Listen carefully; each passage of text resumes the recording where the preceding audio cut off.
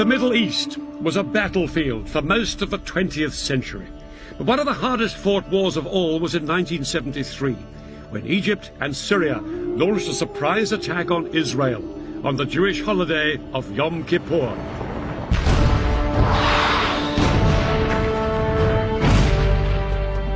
For 3 weeks, the battle swung violently from side to side. It brought each within sight of victory and defeat. And it brought the superpowers, America and the Soviet Union, close to a nuclear showdown. The Israelis were in no doubt they were fighting for their country's very survival. For the soldiers of Syria and Egypt, it was a battle for Arab territory and Arab pride. In this program, I'll be revealing how Arab and Israeli commanders astonished each other with the boldness of their strategy. And I'll be finding out how both sides used the latest weaponry with shattering results. No 20th century conflict has been as lasting and bitter as the struggle between Israel and its Arab neighbors. This is the story of the biggest battle between them. It's still such a sensitive subject in Egypt that they wouldn't let us film there. This is the story of the October War of 1973.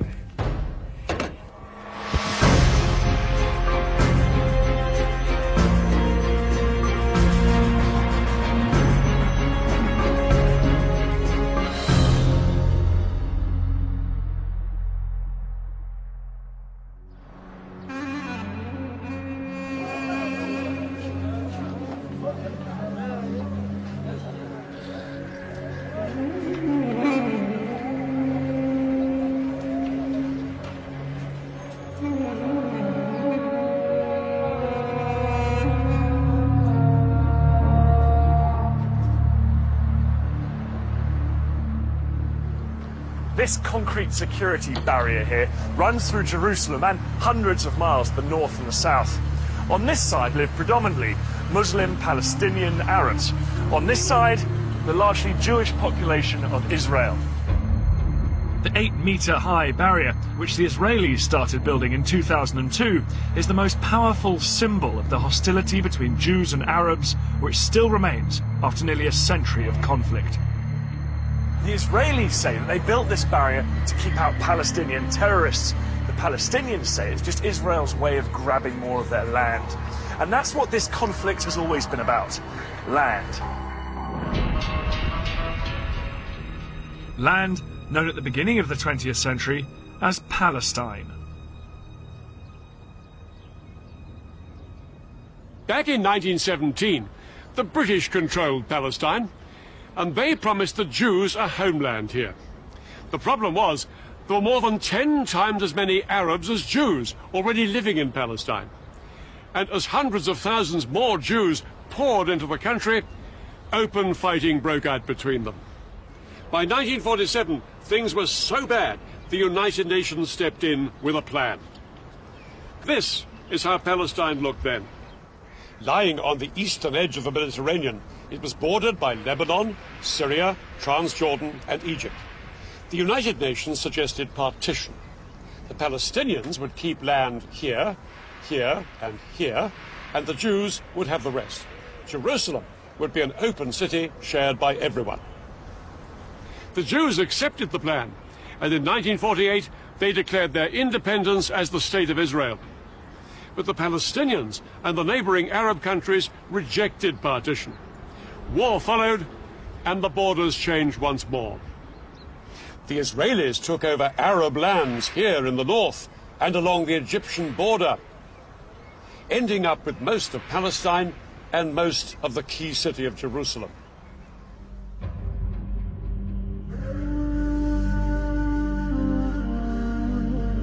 Tens of thousands of Palestinians fled or were expelled from their homes. These refugees headed to neighboring Arab countries, creating a refugee crisis that lasts to this day.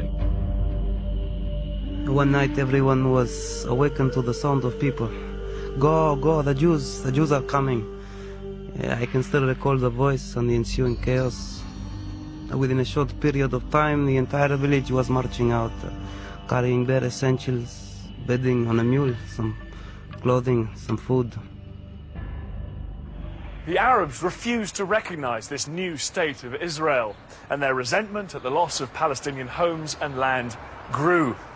For their part, the Israelis felt vulnerable, surrounded on all sides by hostile Arab enemies. Over the next 20 years, there was regular fighting along the borders. In 1967, things finally came to a head. On the morning of June the 5th, Israel launched a preemptive strike against Egypt. It was followed hours later by attacks on Egypt's allies, Syria and Jordan. It would become known as the Six-Day War. Almost 200 pilots of the Israeli Air Force took part in an incredibly ambitious airstrike. Their mission was to wipe out the Egyptian Air Force, the largest in the Arab world.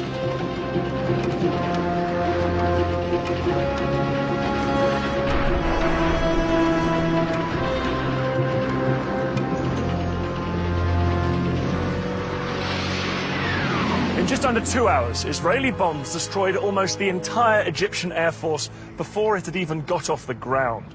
Next, Israel launched strikes on the air forces of Jordan and Syria. By the end of the day, Israeli pilots had won total control of the skies. Not very far away, there were some military bases, and they had been attacked early in the morning. There was nothing announced, and we didn't know what was going on. Defeat was unfolding right there.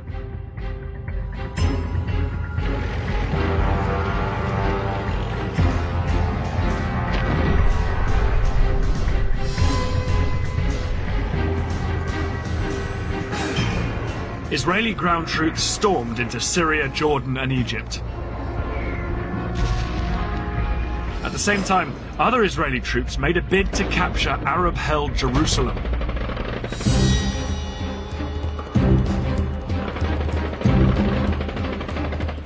On June the 7th, just 2 days into the war, Israeli paratroopers charged through this gate into the old city.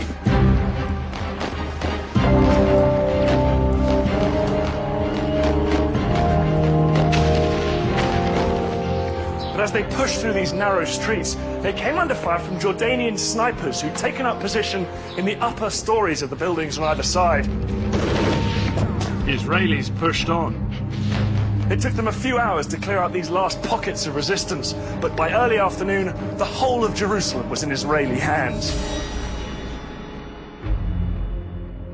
I took out the Israeli flag, which I carried with me the whole time, and waved it. I hung the flag on the fence. My commander, who was the toughest among us, was standing next to me. He burst into tears underneath his steel helmet. Another friend was weeping. A chain of bullets wrapped around his neck. In the days that followed, Israeli troops drove back the soldiers of Jordan, Syria and Egypt. In 6 days, the Israelis had won the war. The defeated nations counted the cost.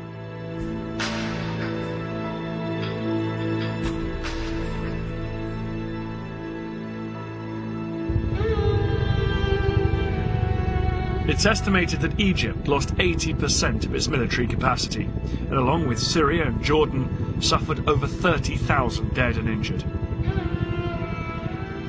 People didn't really know what was going to happen next. I mean, people were scared. The whole country was at a total loss of what to do. The fighting may have been over, but it hadn't created the conditions where the two sides could come together. Peace was as far away as ever. For the Arabs, the Six-Day War was an utter disaster. Before this whirlwind campaign, Israel had been a tiny wedge of land, squeezed between Arab states, only 9 miles wide at its narrowest. Suddenly, it was a Middle East superpower, and 5 times the size. The borders had been pushed back to swallow a piece of Syria up here, called the Golan Heights. To the east, Israel had seized the West Bank, And in the south, it now occupied Egypt's entire Sinai Peninsula, a huge expanse of desert. From this newfound position of strength, Israel's leaders demanded that the Arab world recognize the state of Israel.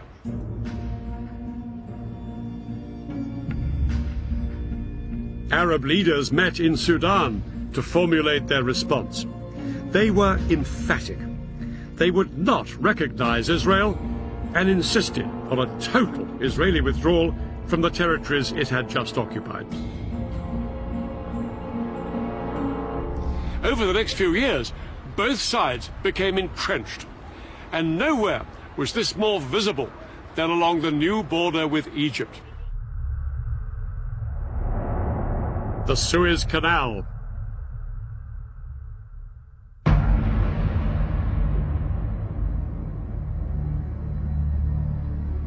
The canal is one of the world's busiest shipping lanes, allowing ships to pass between Europe and Asia without sailing round Africa.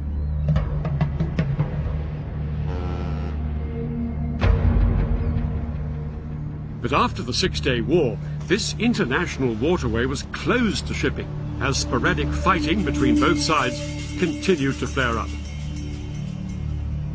The Israelis and the Egyptians now faced each other eyeball to eyeball across the canal.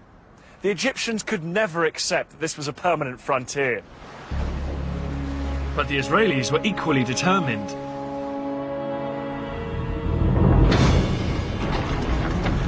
Egyptians now watched in horror as the Israeli military machine went to work. All along the Suez Canal, the Israelis built a massive network of walls, forts and trenches that became known as the Bar Lev Line.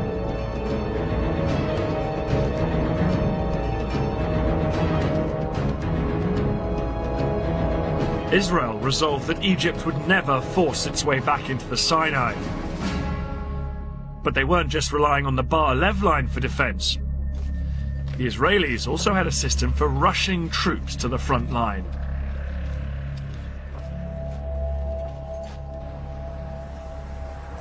Israel has a small population and can't afford a large standing army.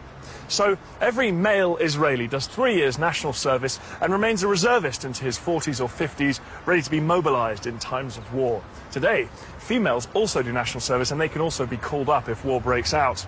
30 years ago, an army of 250,000 men could be mobilized within 72 hours if the Arabs showed signs of attacking. But after the Six-Day War, that didn't seem very likely.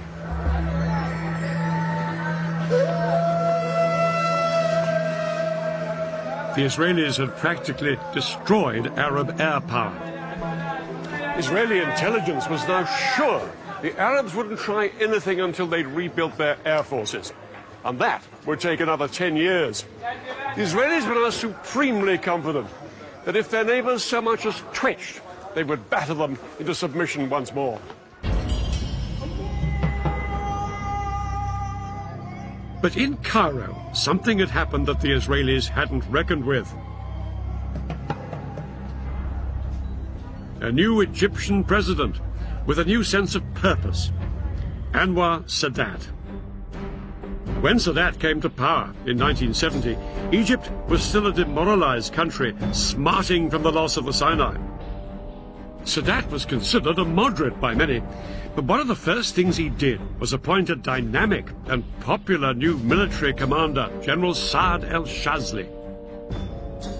Shazli was given the job of revitalizing Egypt's poorly trained and under-equipped army, because Sadat was determined to do what the Israelis least expected: fight back. Sadat had decided that the only way to win back the Sinai from the Israelis was to make war on them.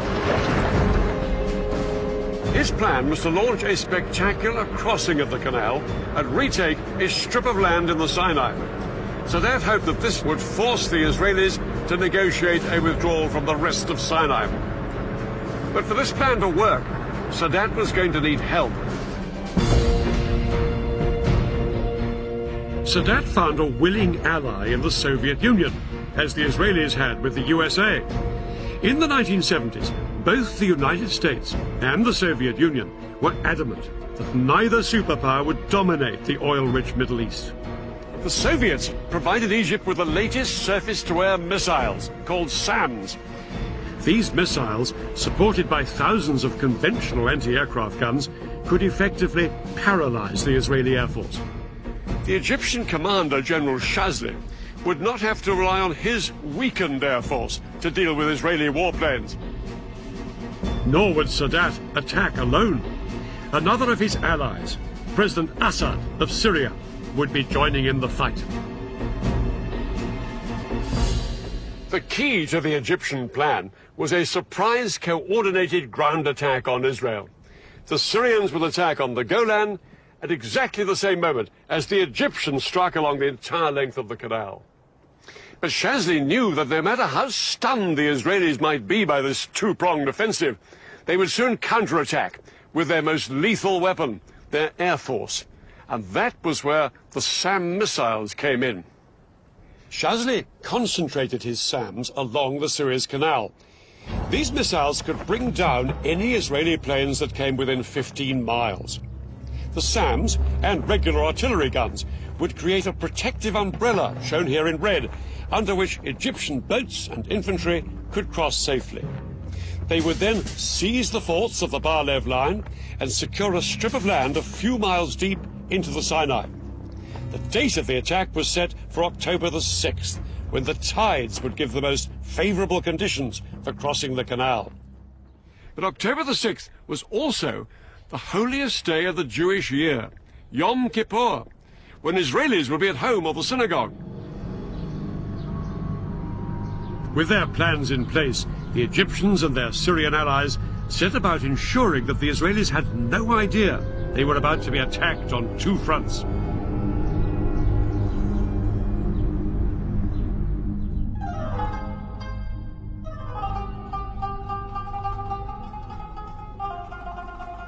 The Egyptians put into effect a complicated deception plan to try and lull Israeli military intelligence into complacency. They had been gradually mobilizing their reserves, but at the beginning of October, they demobilized 20,000 men and sent them home. From what the Israelis could see, it didn't look like the Egyptian army was gearing up for war. As for the Egyptian soldiers based beside the canal, they were told to act as if nothing much was up. They could go swimming and bask in the sun in full view of the Israeli troops in the forts of the Bar-Lev line. Any military activity the Israeli lookouts did spot appeared to be just another regular exercise.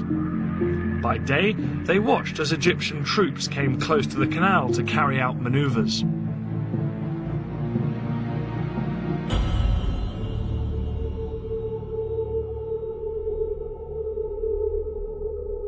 At night, they appeared to head back inland to their barracks many miles away.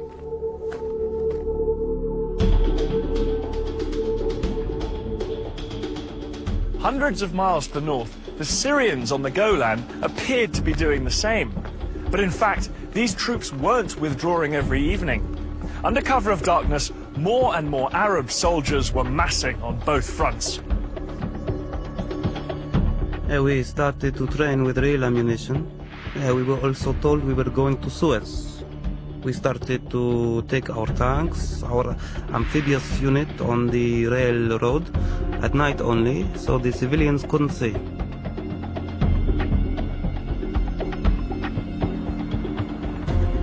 Reports of all this Egyptian activity were given to the heads of Israel's military intelligence.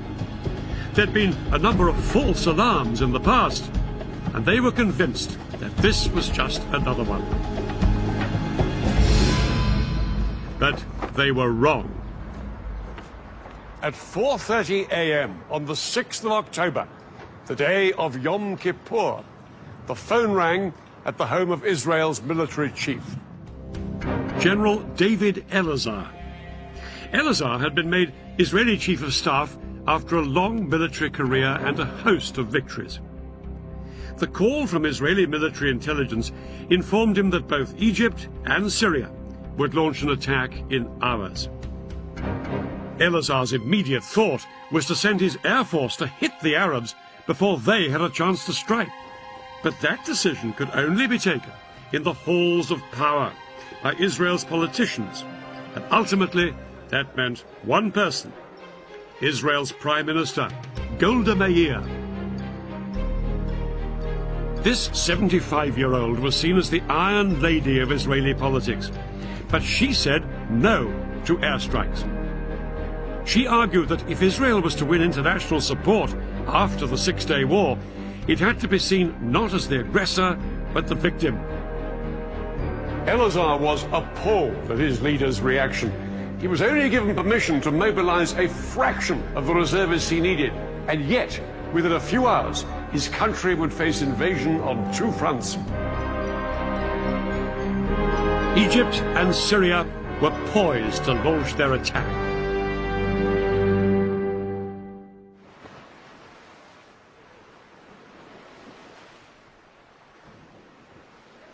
Just before 2 o'clock, the Egyptians put their part of the plan into action.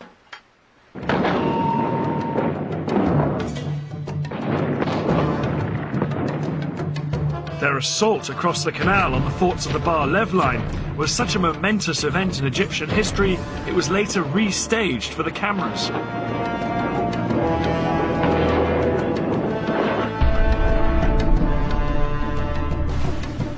Thousands of Egypt's best-trained commandos crossed the Suez Canal in rubber dinghies. They landed on the east bank in the gaps between the forts of the Bar Lev line. The Egyptian commandos then scrambled up the high sand ramparts. They attached rope ladders to make it easier for the soldiers following on behind them.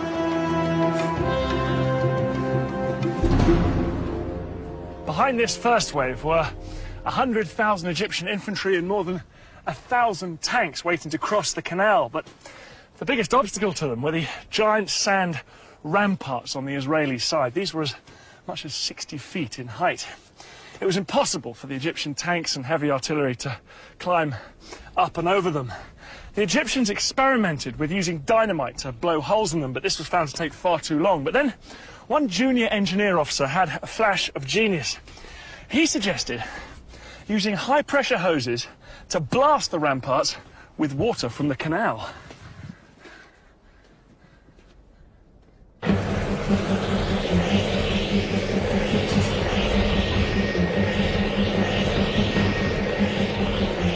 It was an extraordinary idea which would have to work if the entire Egyptian assault was to be a success.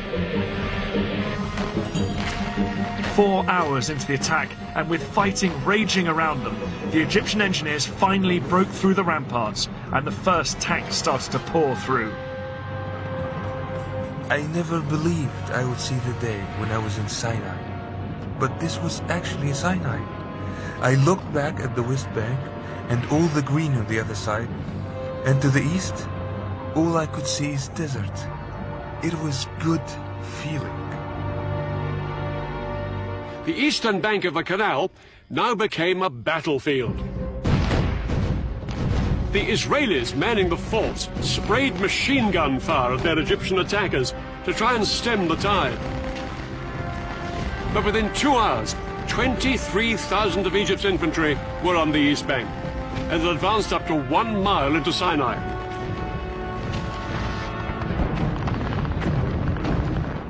The fort was surrounded by Egyptian forces and was under constant fire. We made repeated calls for help. We fired from time to time and reported back what we saw. But mainly, we tried to keep up our morale. But the Israelis were sure that their air force would come to the rescue. The first Israeli jets were sent in at 4 p.m., flying low over the desert. But as they approached the canal, they found themselves under attack from the ground.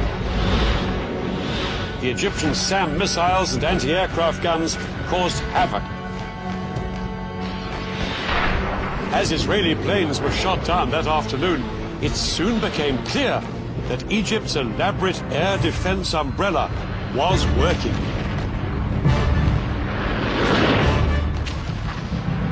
Israel's single greatest weapon, its air force, was virtually powerless to hold back the Egyptian onslaught. The most immediate hope for the Israelis surrounded in the forts were Israeli tanks stationed just a few miles away.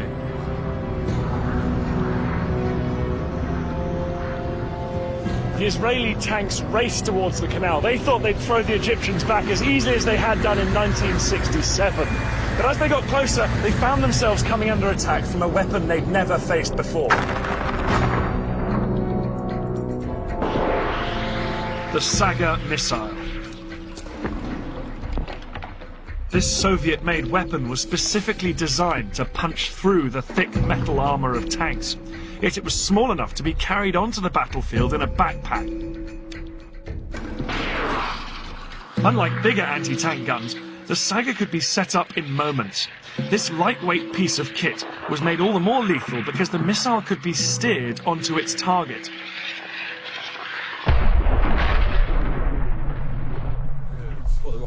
Today, Dan and I have come to the Royal Marines Commando Training Centre in Devon.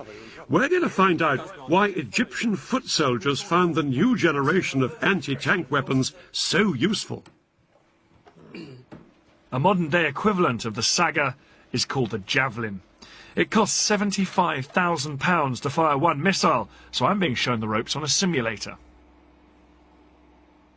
Okay, so as you're looking through the eyepiece now, Dan, hopefully you're seeing exactly the same pictures I'm going to see on the computer screen. Yeah. Rather than firing off a real missile, the Javelin trainer uses a laser system. If I hit the target, it will show up on the control panel. Good scan. Oh, there's one up there on that ridge line. Okay, so well pinged, well spotted that one. Here's another one. He's coming straight towards me, this one. Okay, so I will make that your priority target because it's a direct threat to you. Okay. Activate the seeker and release. Alright, he's going behind a few little hillocks and things, but... Okay, now we're in seeker field of view. So what you're going to do, you're going to decide to engage that vehicle. So squeeze and hold left-hand trigger. Squeeze and release right. Well done. Let's see how we do. Just watching it now. Just watch it's nice time to do anything. Okay, so that's a good hit. Right smack centre of the top of the turret. I was ready to take the simulator out into the field. I'm aiming at a real target. That truck fitted with a laser detector that will register a hit. Well, here we are now in this moving vehicle, making a target for Dan, very like the Israelis moving forward to attack the Egyptians in Sinai. Must have made for the Egyptians. Thank you. For a novice like me, a Javelin is easier to handle than a Saga. When a Saga was fired, it trailed a control wire behind it, and the operator used a joystick which had to keep steering the missile until it reached its target. I think I can see something now. A hit required good training and a steady hand. I was going to have a pop at them. With the Javelin, all I have to do is get the truck in the sights, lock the guidance system onto it, and fire. No, it's just popped out now. You just see the smoke from his exhaust. Activating the seeker. Okay. Okay, I'm going to go for it. Go for it. At least, that's the theory.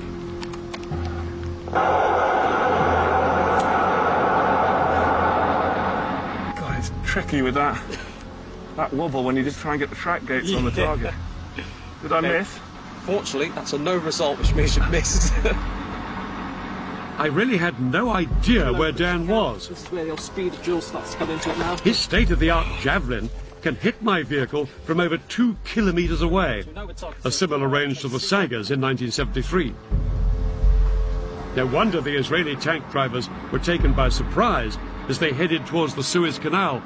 They simply couldn't see the Egyptians lying in wait with the Sagas.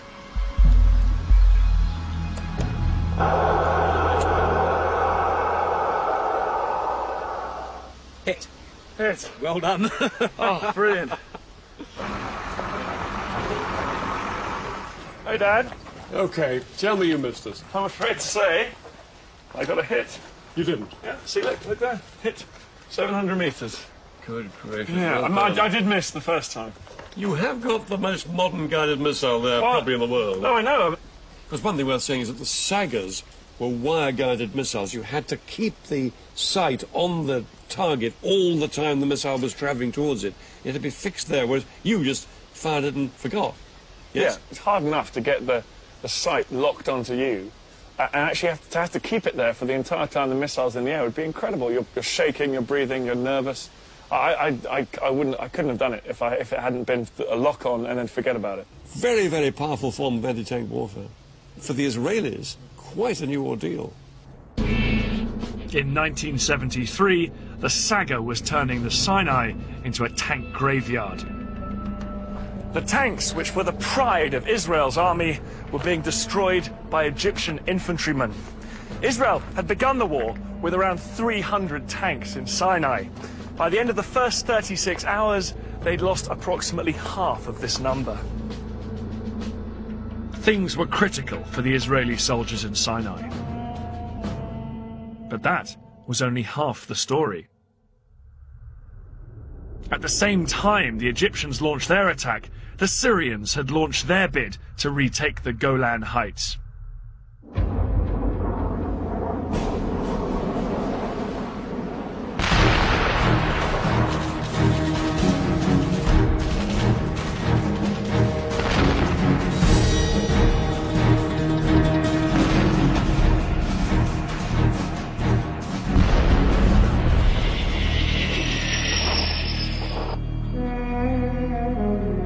The fertile soil of this battlefront couldn't have been in greater contrast to the arid desert of the Sinai.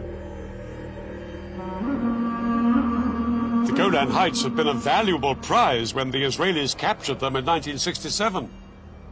These Golan Heights provided Israel with more than just good farmland. They afforded security too. This is the Golan here, once part of Syria, occupied by Israel since 1967.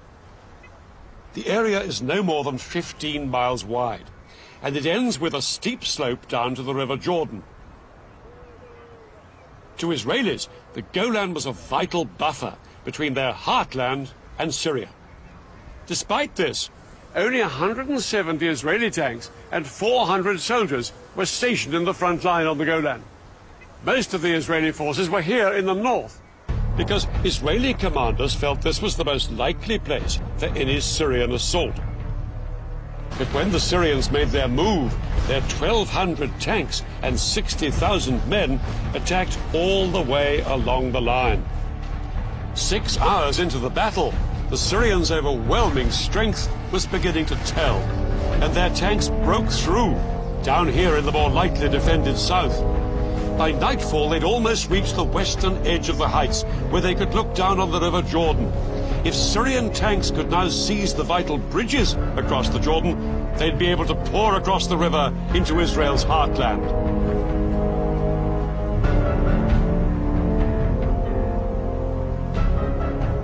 For Israeli soldiers in bunkers along the front line of the Golan Heights, the first day of the war had been a disaster. Their strong defensive positions had done little to halt the Syrian advance.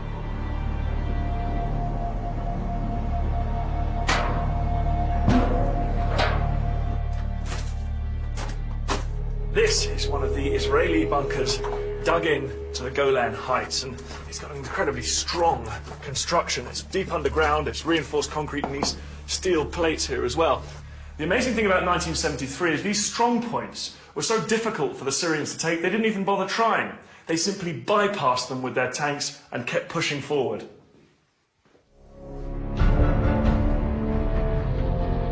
By the end of the day, the Syrians had taken almost the entire southern half of the Golan Heights.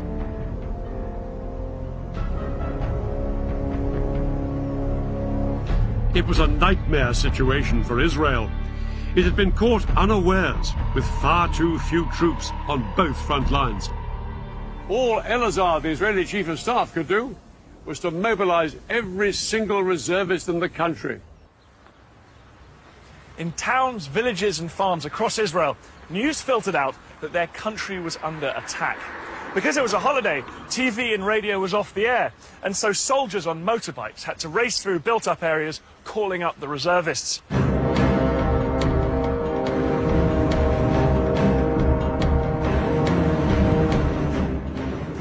was in my kibbutz on Yom Kippur when I heard the planes taking off from the Air Force Base in the area. I drove with another member of my kibbutz, who was also a company commander, to our assembly point. On the way, we said that whatever was happening, we'll probably be back home in a day or two.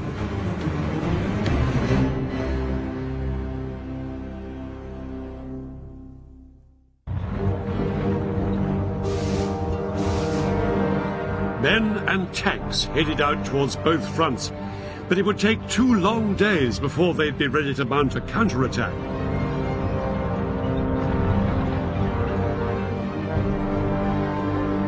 Then, on October the 8th, David Elazar announced to the world that his army had finally gone on the attack. This morning, we started our counterattack, and we shall wreck and destroy completely all the attacking forces. Elazar's first push was in the Sinai Desert. The Egyptians had known that the Israelis would always counterattack, and they'd been lying in wait for just this moment. As soon as the Israeli tanks came into view, they let rip with devastating rocket, artillery and Saga missile fire.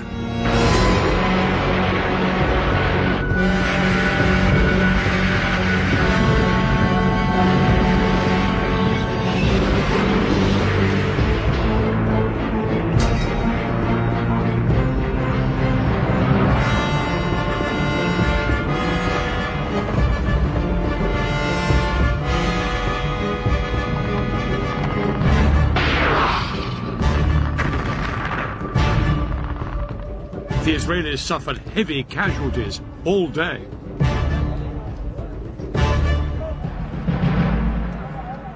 At least 50 of their tanks were destroyed or disabled.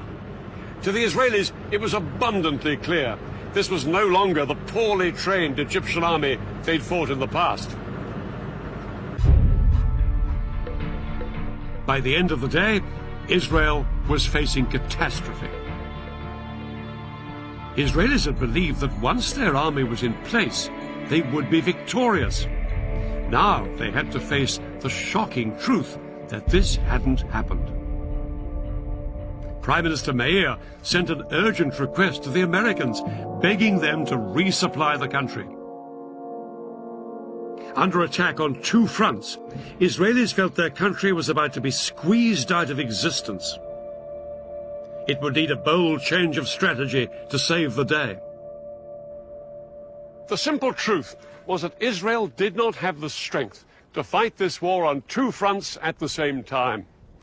Elazar had to concentrate his strength on one front before he tried to roll back his enemy on the other. In the Sinai, the Egyptians were separated from Israel by hundreds of miles of desert. But here on the Golan, the Syrians were perilously close to Israel's main villages and towns across the Jordan, just a few miles' drive away. The Golan had to be Elazar's priority. So he ordered the army and the Air Force to put everything they had into throwing the Syrians back. Some tank units would attack halfway along the Golan to relieve the pressure on Nafah, the Israeli HQ on the heights.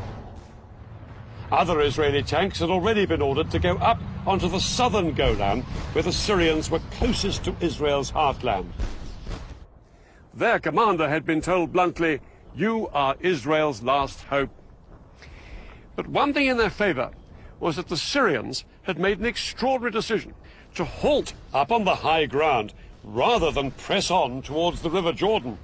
It gave the Israelis vital breathing room to cross the river and move up towards the Golan.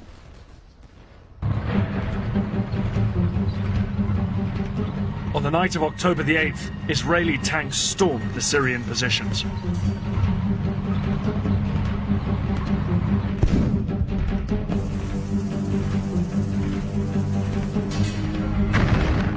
The fighting raged around the clock. The Soviets had given the Syrians their latest infrared night fighting equipment. The Israelis had nothing of the kind. And that meant during the hours of darkness, the Syrians could identify the Israeli tanks and cause horrific casualties. I scanned the area with my scope and picked up a pair of infrared lights coming directly at me. I took another look. The headlamps were still approaching. The Syrian was targeting in on us. Driver, back up, I screamed. And the tank rocked back till we came to a stop.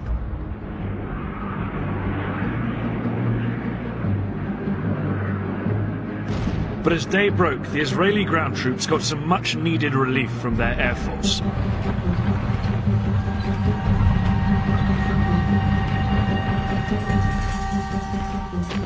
Throughout the rest of the day, however, the Israelis fought desperately to hold the line. The Israelis knew that if they gave way here, their country faced a real threat of extinction. Losses mounted on both sides, but as the battle progressed, it became clear that despite some Syrian technological advantages, the Israeli tanks had thicker armour, and the Israeli crews could fire more quickly and more accurately than their Syrian counterparts. After 4 days of combat, I wasn't particularly worried by the Syrian tanks. It was enough to locate them and to have them come out to meet us, and victory would be ours.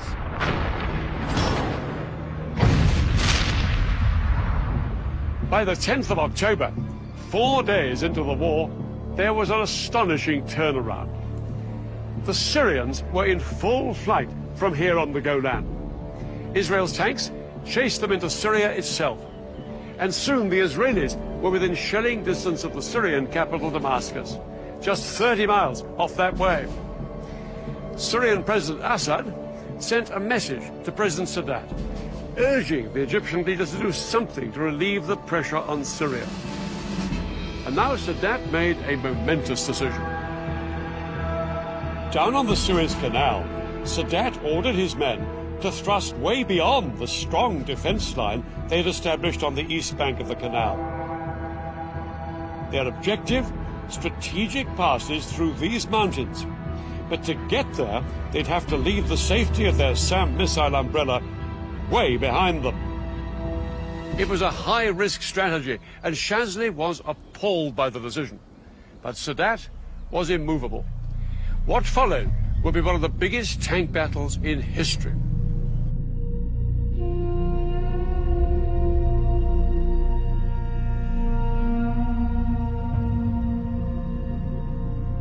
"25 miles east of the canal, Israeli tank commanders were well dug in on high ground in good defensive positions. Across the open desert, they could see the sand being kicked up by hundreds of advancing Egyptian tanks.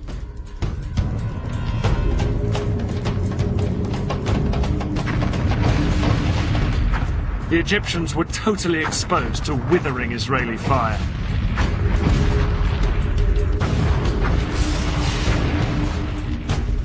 But over the following hours, the Egyptian tank brigades repeatedly tried to push further east into the Sinai. As the Egyptians moved out beyond the protective cover of their SAMs, Israeli aircraft rained down bombs on the exposed Egyptian tanks.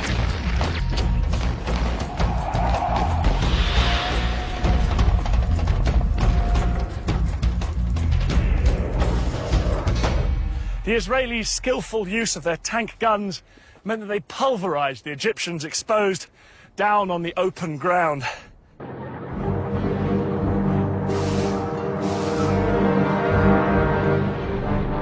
The Israelis knocked out an estimated 260 Egyptian tanks. They lost only 20 of their own. Yeah, we fought hard. It was a successful tackle. And what made it possible was the fighting spirit of our soldiers. This battle was a turning point in the war. Now the war started to swing in Israel's favor. By October the 15th, the Americans had responded to Prime Minister Meir's request for resupplies. For days, American planes arrived in Israel with huge numbers of tanks, shells, and new planes. Israel was in a much stronger position. Elazar and his commanders were determined to force the Egyptians back across the canal. They now planned an exceedingly ambitious and risky operation, and a man who would play a key part in it was General Ariel Sharon. Sharon would later become Israel's prime minister, but in 73 he was one of the country's most dynamic generals and immensely charismatic. He just left the army that summer, but when war broke out, he was recalled. His detailed knowledge of the Sinai, where he'd fought during the Six-Day War, would prove invaluable in framing Israel's audacious new plan. The Egyptians on the east bank of the canal were split into two armies, one in the north and one in the south. 100,000 men and about 1,000 tanks, well dug in and well defended by minefields. They looked impregnable, but one of Sharon's patrols had discovered a narrow gap, just 1 mile wide, between the two armies at this spot, where the Suez Canal joined a large salt lake. Sharon was ordered to push through here with his tanks, widen the gap, and secure a corridor through to the canal. The Israelis would bridge the canal, and hundreds of tanks would then pour across it and fan out north and south to cut off the Egyptians from behind.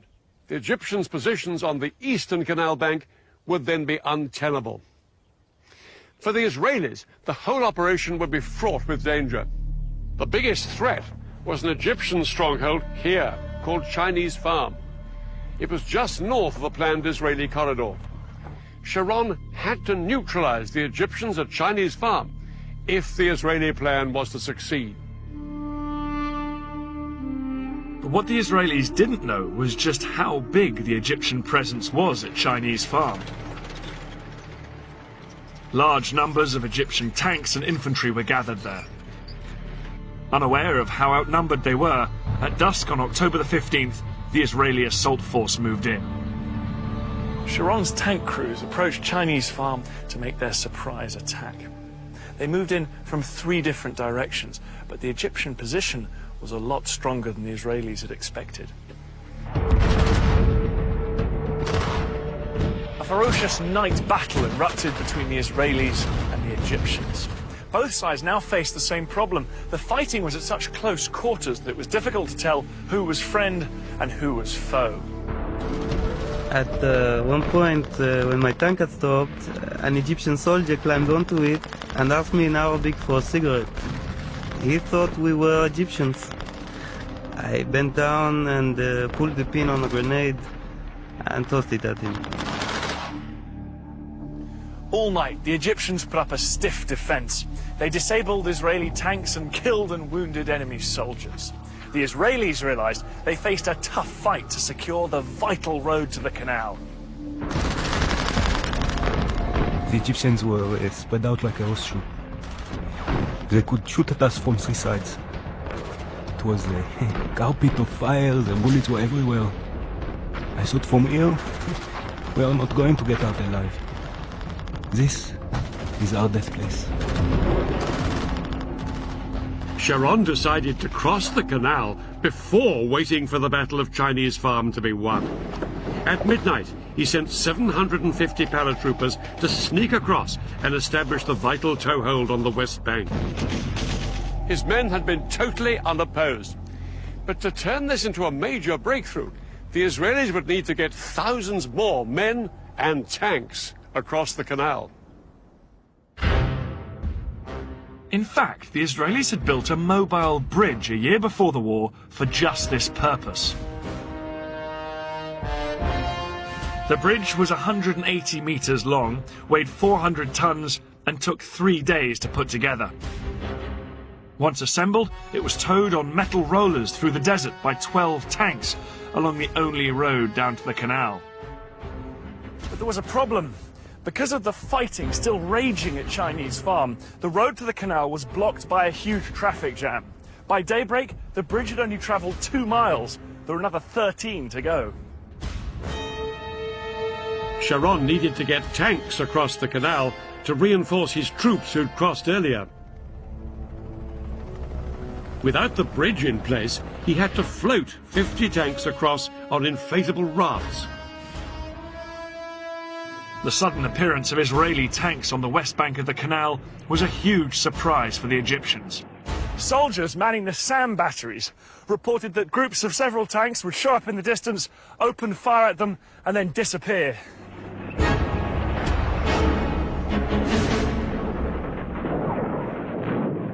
Later that day, on the evening of October the 16th, the Israeli Prime Minister Golda Meir triumphantly told the Israeli parliament their troops had crossed the canal into Africa. In reality, it would be another 2 days before the Israelis secured the corridor to the canal. It wasn't until October the 19th that the bridge was finally in place.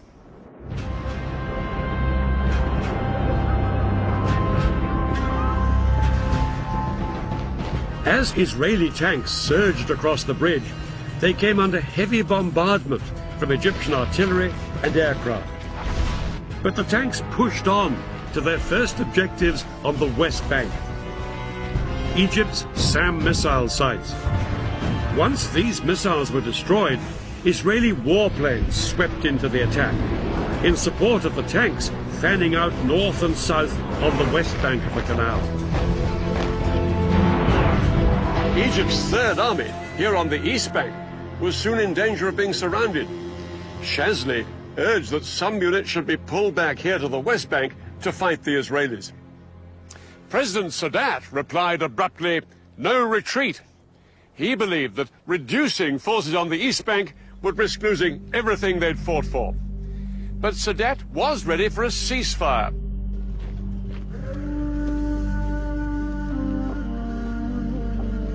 It was announced on the 22nd of October.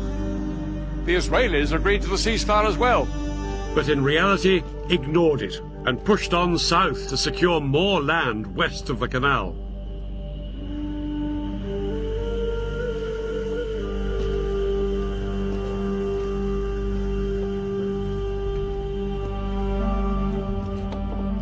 By October the 23rd, the Egyptian Third Army was surrounded. The supply lines of its 45,000 men were cut. With only 4 days of food and water left, it wouldn't be long before they were starved into submission.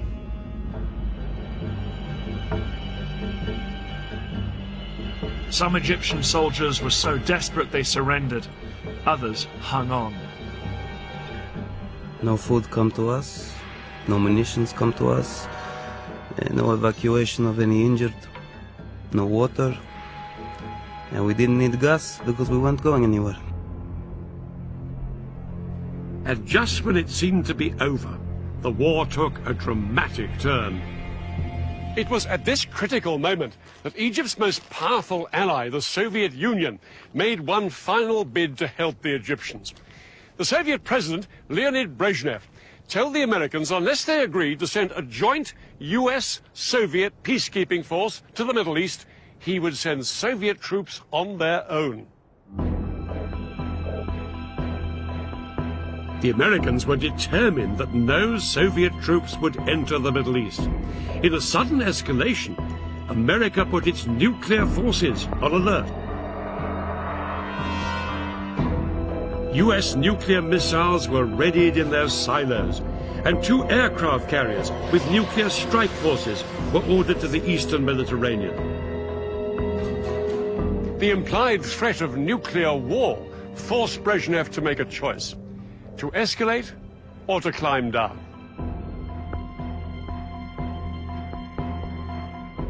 Brezhnev decided to climb down, and no Soviet troops went to the Middle East. But the flurry of international pressure had made its mark. On October the 25th, the Israelis finally heeded the ceasefire, and the October War was effectively over.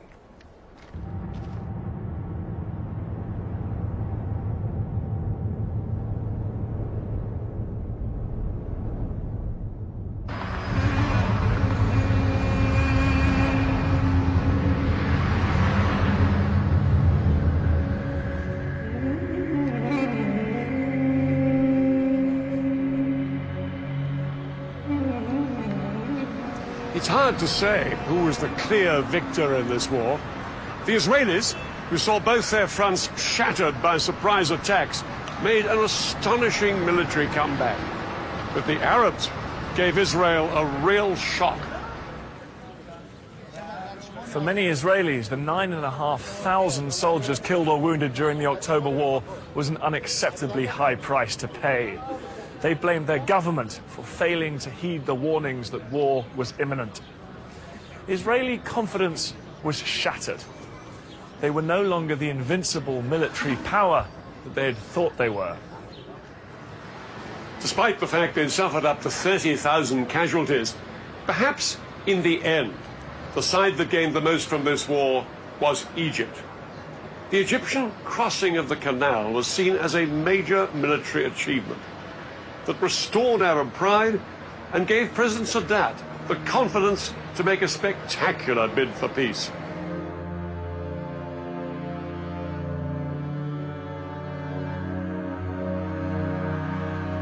In November 1977, the Egyptian president, Anwar Sadat, arrived in Israel, and in the Israeli parliament in Jerusalem itself, he became the first Arab leader to recognize the state of Israel. ولقد جئت إليكم اليوم على قدمين ثابتتين. Israel and Egypt were now on the road to peace, which culminated in 1982 with what Sadat had always wanted: a complete Israeli withdrawal from the Sinai.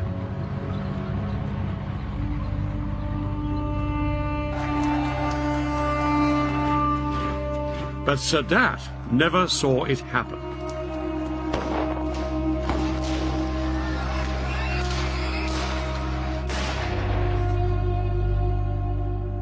On October the 6th, 1981, the 8th anniversary of the war, Anwar Sadat was assassinated by gunmen opposed to his peace treaty with Israel. The October War had claimed its last victim. The war didn't sort out the fundamental disputes between the Israelis and the Arabs. In fact, technically, Israel is still in a state of war with Syria. All the treaties and all the talking still haven't brought peace to this part of the Middle East. And this barrier is a powerful reminder that the conflict with the Palestinians over who owns the land remains unresolved to this day.